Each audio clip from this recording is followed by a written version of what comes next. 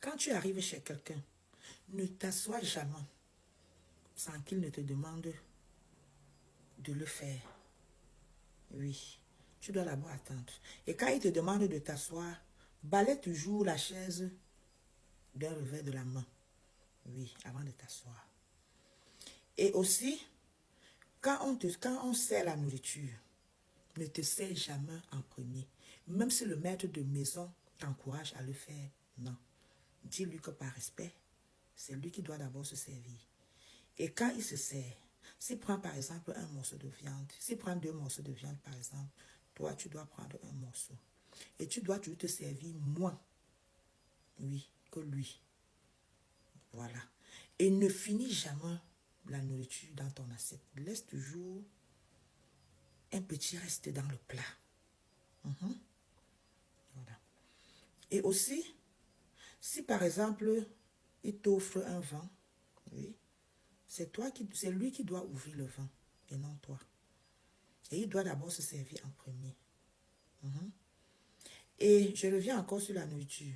Tu peux te servir, tu ne peux pas te servir en premier, ni tu ne peux pas également le faire en dernier. Non. Tu peux te servir après, juste après le maître de maison, mais pas en dernier. Voilà. Donc, et si tu traverses un miroir au salon, oui, avant de t'asseoir, il faut, en sortant, cracher dans ta paume de main et montrer ta paume sur le miroir, comme ça, avant de sortir. Parce que certaines personnes de mauvaise foi mettent le miroir dans leur salon pour attirer les énergies positives des invités. Donc, il faut faire très attention. Parce que même dans les boîtes de nuit, les miroirs que vous voyez partout, autant pour moi, dans les boîtes de nuit, là, c'est pas pour rien.